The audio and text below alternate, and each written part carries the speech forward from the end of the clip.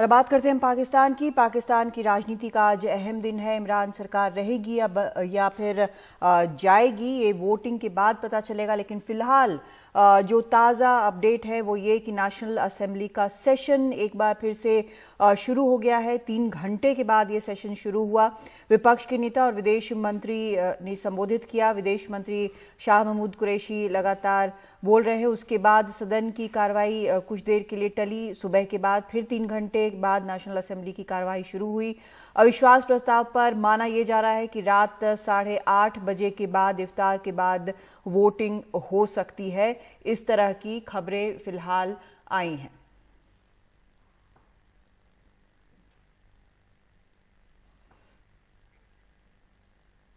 जनाब चेयरमैन, आज पाकिस्तान तारीख के दोराहे पे खड़ा है। आज कौम को फैसला करना है, सर झुका के, नजरें गिरा के या सर उठा के जीना है। यह फैसला करना है कौम ने, यह फैसला करना है कौम ने। और जनाब वाला, इस फैसले पे हम क्यों आए, मैं आज रिकॉर्ड पे अर्ज करना चाहूंगा। मैं आज भी, और आखिरी दिन है शायद मेरा, और यकीनन as foreign minister of Pakistan मैं ऑन रिकॉर्ड लेना चाहता हूं, before we leave, the national security adviser of the United States of America calls the National Security Advisor of Pakistan and says, do not go. Categorically. मुझे बताइए, कौन बताए, कहां होता है कि एक सॉवरेन स्टेट को उसके बायलैटरल विजिट से इस तरह रोका जाए? कहां होता है? और कौन सी खुद मुख्तार कौम और खुददार कौम ऐसा कबूल करती है? Pakistan is a sovereign state, Mr. Chairman. They're a sovereign state. यार, आपको अपनी सॉवरेनिटी पे आप ना बनना चाहते हो, आप गुलामी का तौक कबूल करना चाहते हो, हम नहीं चाहते। है ना बीबी, आप गुलामी का तौक जमा करना चाहती है, हम नहीं चाहते। तो पाकिस्तान में लगातार जो स्थिति बनी हुई है वो काफ़ी विचित्र स्थिति है। हमारे साथ हमारे खास मेहमान इस वक्त जुड़ रहे हैं। पीके सहगल साहब हैं हमारे साथ और उन्हीं के पास हम सीधा चलते हैं। सहगल साहब, जो पाकिस्तान में हो रहा है, जो एक बहुत अनिश्चित सी स्थिति बनी हुई है, यहाँ तक कि नो कॉन्फिडेंस मोशन के लिए यहाँ पर जुटी हुई है नेशनल असेंबली कोर्ट के आदेश के बाद। उसके बावजूद समझ में नहीं आ रहा है कि नो कॉन्फिडेंस पर वोटिंग हो भी कि नहीं हो भी सकती है। तो ये एक ऐसी स्थिति है जिस पर शायद अमेरिका जिसके ऊपर आरोप लगा है उसकी नज़र होगी, भारत की भी नज़र लगातार बनी हुई है। लेकिन इसका जो एक असर होना चाहिए वो क्या हो सकता है?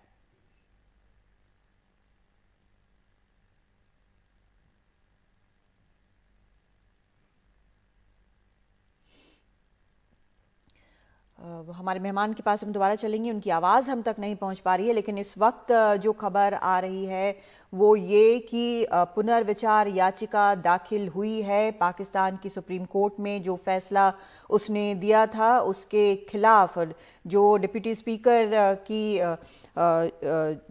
जो एक्शन लिया था नो कॉन्फिडेंस मोशन नहीं होने देने का, उसके खिलाफ एक पुनर्विचार याचिका दाखिल हुई है। आपको बता दें कि जब पीटीआई की मीटिंग हुई थी कल, इमरान खान की पार्टी जो है उसकी जब बैठक हुई थी उसमें ये लीगल एक उनकी टीम के साथ भी बैठक हुई थी। वहां पर ये निर्णय लिया गया था कि पुनर्विचार याचिका दाखिल होगी, वो अब कर दिया गया है। तो इसका एक मतलब अब ये भी निकल सकता है कि फिलहाल इसको नेशनल असेंबली को एडजर्न करने की बात कही जाए कि अभी पुनर्विचार याचिका दाखिल हो गई है, इसीलिए कार्यवाही फिलहाल स्थगित की जाए। तो एक ये भी ऑप्शन यहाँ पर हो सकता है। हमने देखा है कि लगातार किस तरह से सूत्रों के हवाले से ये भी खबर आई थी वहाँ से कि पीटीआई के जो सांसद है वो लंबी तकरीरें करेंगे।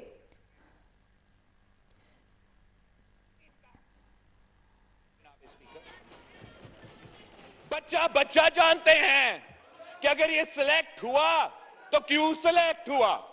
सिलेक्ट हुआ तो 18वीं तरमीम का खात्मा करने के लिए सिलेक्ट किया गया। सिलेक्ट हुआ तो सूबे के हुकूक पे डाके मारने के लिए सिलेक्ट हुआ। सिलेक्ट हुआ तो इतना बड़ा मुआशी बहरान पैदा किया गया कि आज रमजान के महीना है, लेकिन आम पाकिस्तानी अपने खानदान को ना सहरी ना इफ्तार खिला सकते हैं।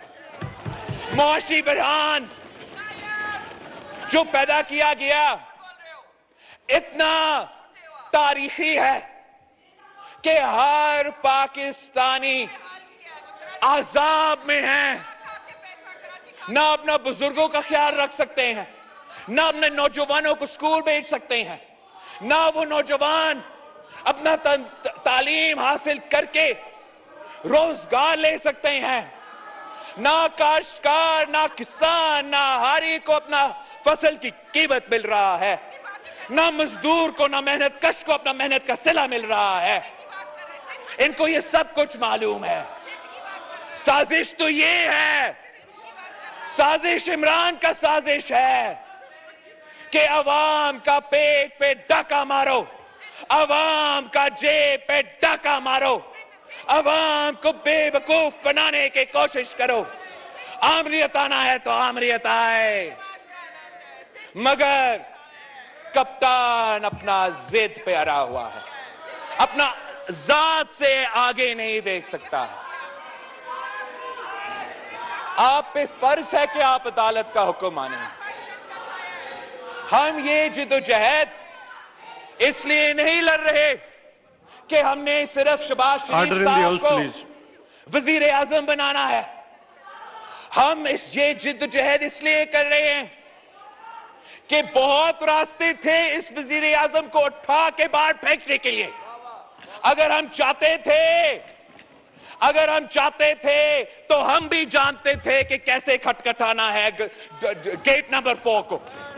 अगर हम चाहते थे तो इसी अदालत से इसको नाअहल करवा सकते थे। अगर हम चाहते थे तो इनकी तरह धन्ना खेल सकते थे।